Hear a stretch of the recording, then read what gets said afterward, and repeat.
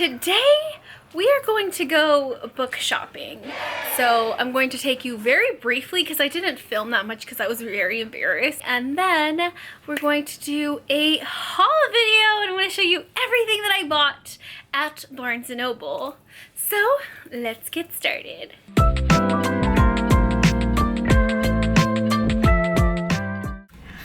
Alright, so we are here at the bookstore. I'm gonna go inside and yeah, so you're gonna come shopping with me.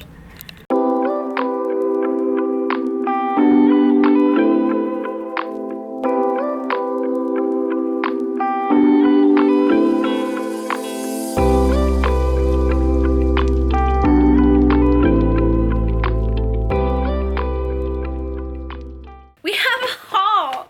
I went to Barnes & Noble. I mean, obviously you guys know because you did the come shopping with me, which I believe was a fail. I'm gonna show you guys everything that I did end up getting. Yeah, so let's just go ahead and get started.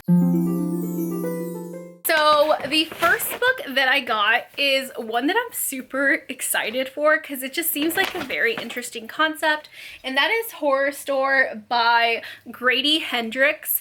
I don't know why. I've never read anything by Grady Hendrix, but I'm already obsessed with him, even though I've never actually read anything that he's written yet.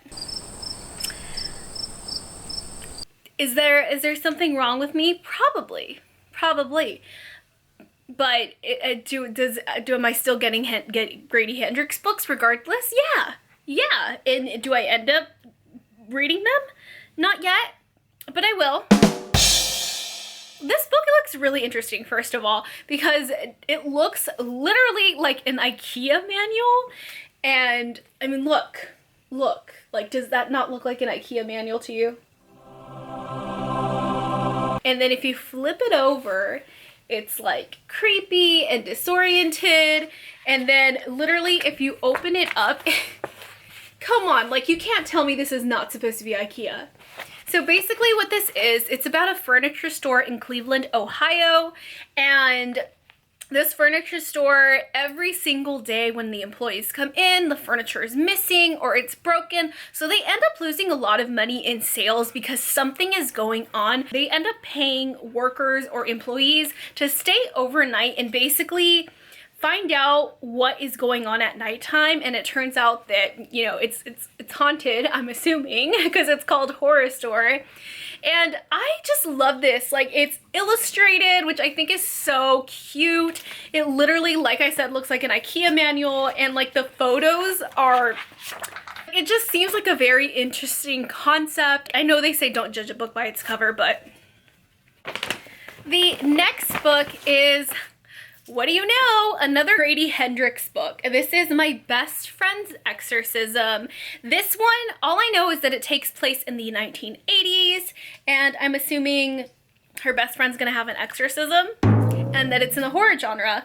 I don't know anything else about it. I've heard nothing but good things about this book. That's pretty much all I know. That's all I want to know, to be honest. I kind of want to go into this blindly because I want to be blown away. And again, Grady Hendrix is probably the king of covers because, like, come on.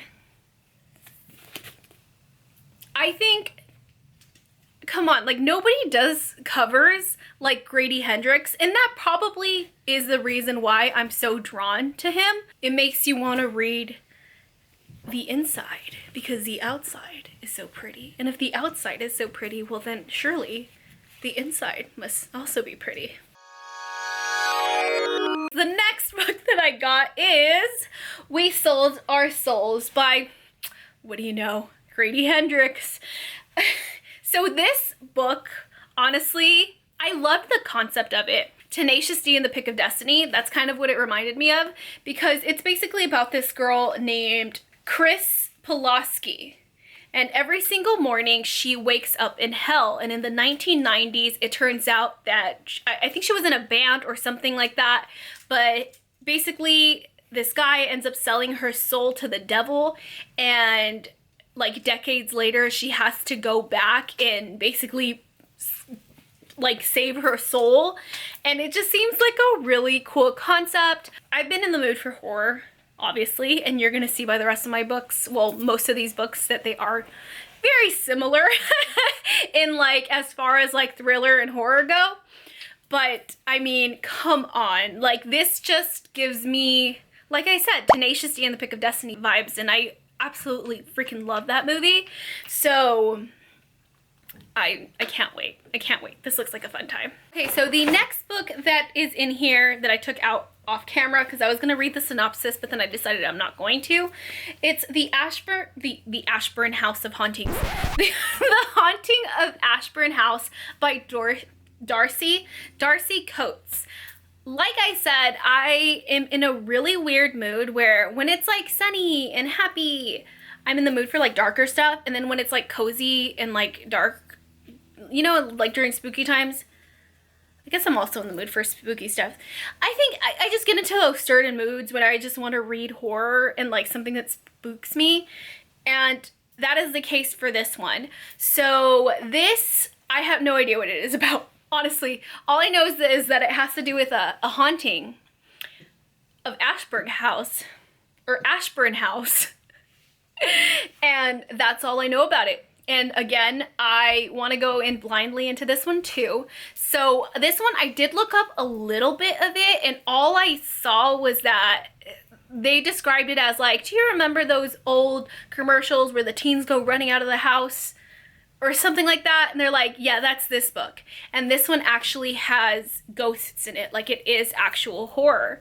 And it is paranormal, which I like because a lot of the times, like I had this disappointment with some books that I read that I thought like paranormal things were going to be happening, and then at the end they explain it away and they're like, oh, it was never paranormal in the end. It was actually something real, you know, like, and it like, I don't want that vibe. Like, if something is haunted and they think that it's haunted, I want it to be damn haunted, okay? I don't want fake paranormal stuff. I don't want it to end up being some random person in the end. I don't want it to be explained in the end. No, I want it to be a ghost or a monster or a demon, and that is what I'm gonna get.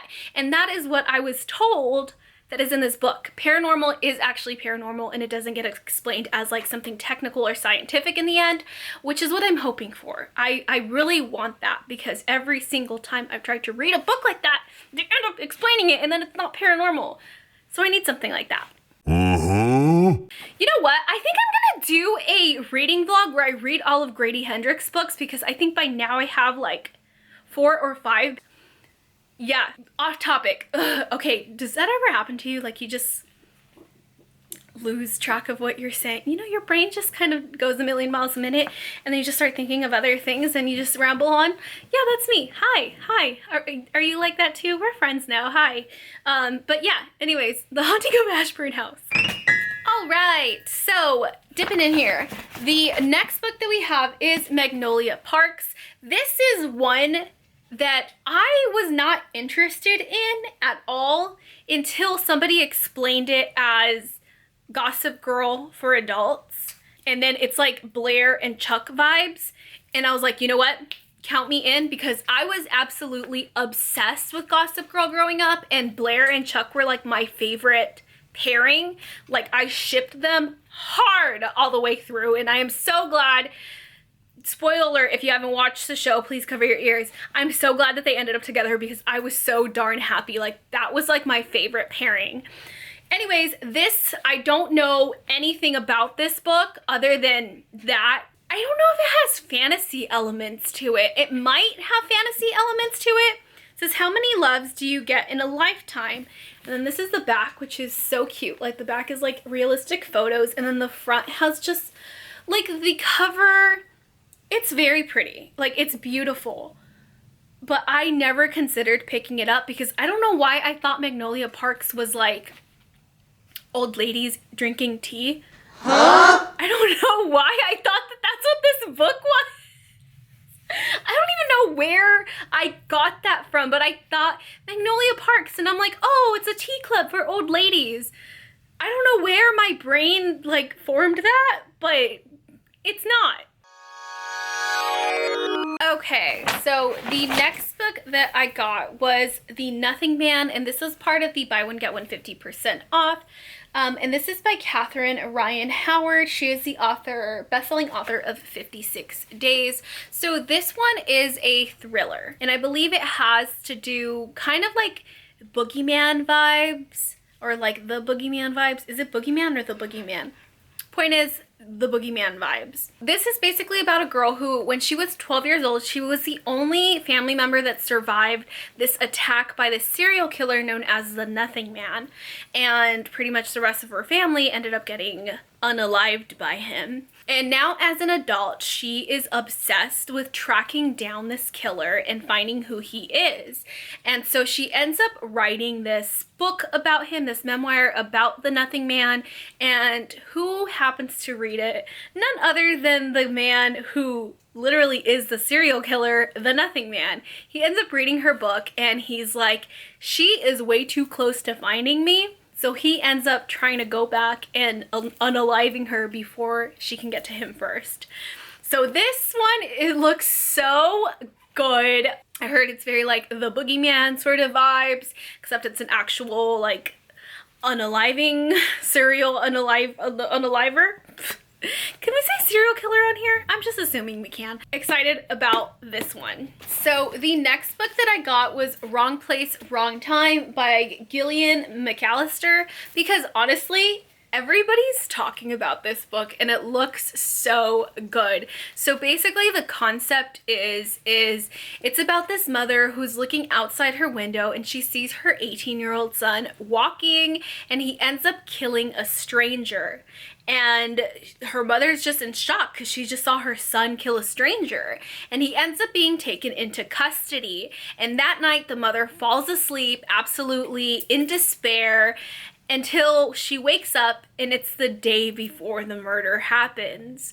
And so every single day that she wakes up, it's a day before her son ends up someone. So it just like resets every single day. So it's another chance and another chance to save her son and to figure out what happened. Why is her son after this guy? And trying to correct it before it happens. So this one seems really cool. First of all, it gives me Happy Death Day vibes, and Happy Death Day is probably one of my favorite movies of all time. I just loved the concept of it. The fact that she has to figure out who her killer is and every single day she wakes up the day that she dies. I think it's just, I loved that movie just because it was the first time that I've ever been introduced to such a concept. So we get that concept in here and you get the lens of a mother who's trying to save her son, which as a mother, I can relate. I can't even imagine, waking up and looking outside my window and I see that. Goodness gracious, like I'm just so excited for this one. This is another book that I've heard nothing but good things about. So I cannot wait to get to this one. The next book that we have here, the last book that I got is Like Water for Chocolate, a novel in monthly installments with recipes, romances, and home remedies by Laura Esquirel. I don't know how to say her last name. So this is basically a mystical Mexican love story. So growing up, I heard about this book a lot, Like Water for Chocolate. I heard that it was really good. I never picked it up myself though, but I have been really trying to get into my culture and being Mexican American. I really want to read more books by Hispanic and especially Mexican American authors. So I really want to read this book and just get really in touch with my heritage. It has a lot of like recipes in there too, so I want to try that. I might do not like a reading vlog, but maybe like, I guess kind of like a reading vlog, but also we tried like the recipes together that are in this book. And I think I want to read this around like fall time because it gives me like very cozy vibes. So I'm thinking like September or November-ish.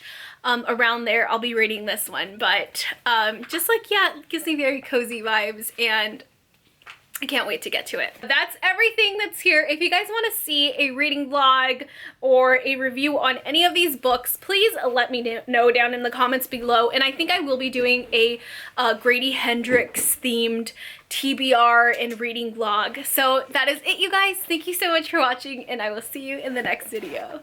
Bye!